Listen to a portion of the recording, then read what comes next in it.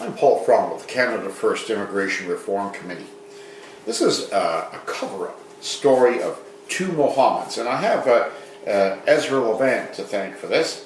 Ezra put up on his Rebel Commander site on January the 11th the following: two Mohammeds shoot up a Calgary bar, and no one in the media says the word terrorism. Apparently what happened last Saturday, and that would be Saturday the 9th, in Calgary, two Muslim men, Mohammed Salad and Mohammed Elmi, drove to a bar. One of the Mohammeds walked in the door and shot inside. A 38-year-old man inside the bar was hit by a bullet and rushed to hospital. Bouncers and police subdued the shooter. Another one of the Mohammeds, got out of the car and tried to free his friend, and the police and bouncers tackled him. The two Mohammeds were charged with attempted murder and numerous firearms offenses. Well, that would seem rather interesting, you know. One might like to know, well, who are these Mohammeds? Recent immigrants? If so, how did they get in? What did the Calgary media do? Just about nothing. The main papers, the Calgary Herald, for instance, the big story was Leonardo DiCaprio. Oh, that's pretty important. Then there was a story about traffic court. Now, this is the front page. Buried on a small part of the left-hand side of the page, there's a small mention: bouncers tackle gunman at Beltline nightclub. Now, if you go inside the paper, there's a little bit more information, but according to Levant, it's not until you get to paragraph 25 that you learn the names of these people. Mohammed Salad and what's his name? Mohammed Elmi. At a police conference, the police agreed that this could be an issue of terrorism. Well, wouldn't that strike you as pretty important? 130 Frenchmen murdered in coordinated terrorist attacks. A couple of months ago, the attack in San Bernardino by Muslim fanatics on fellow workers of one of these people, the shoot up by a Muslim extremist of the Marine recruiting base in Chattanooga, Tennessee, and so on and so on and so on.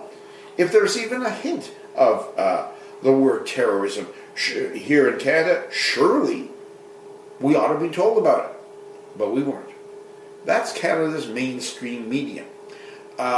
It took Dr. James Sanchez from Seattle, Washington, to point this out to me, and something else. He said even in Seattle, the #1 Canadian news story is a nothing story, also from the weekend, from Vancouver. Apparently, somebody on a bicycle rode by a gathering at a Muslim center that was welcoming some of the recent people from Syria. Apparently, the fellow on the bicycle sprayed pepper spray, and some of the people milling around outside were hit by it. Well, the police immediately said that they were investigating this as a hate crime. Now, that's something specific under the criminal code. Fact is, they have no idea what it is. Nobody was arrested. Nobody was charged. We don't know the circumstances. He might well have been a fellow Muslim from a different faction who had issues with the people inside. We just don't know. But this was a big story, and the Premier of the province denounced it. The Prime Minister denounced it. The Minister of Immigration, Mr. McCallum, denounced it. The Mayor denounced it. This is not the Canadian way, he said. Well, quite frankly, we're not sure what happened there.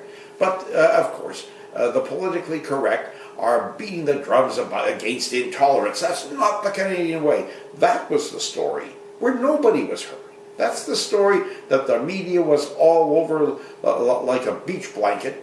And of course it hit the media in the United States. The far more significant and worrisome story about the two Mohammeds who shot up a bar, wounded a man, brawled with the police, buried in Deep Six. You know, it's not accidental. I worked in the media.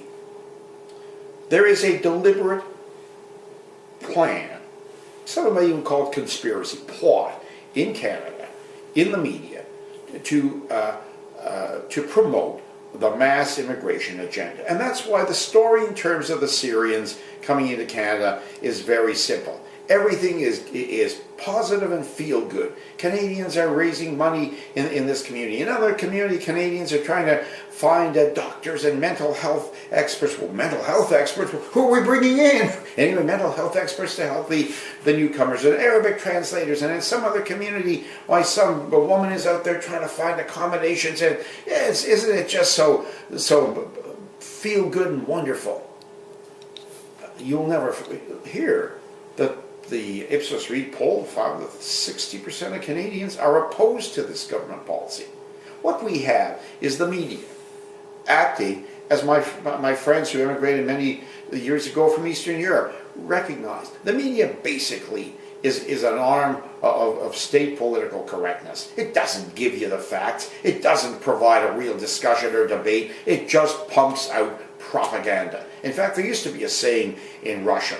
People became pretty cynical. They didn't believe most of what they read. And there used to be two Soviet publications. There was Izvestia, which was a more analytical magazine, and Pravda, which was kind of a daily newspaper. And the joke was, because Izvestia I think means truth, and Pravda means the news.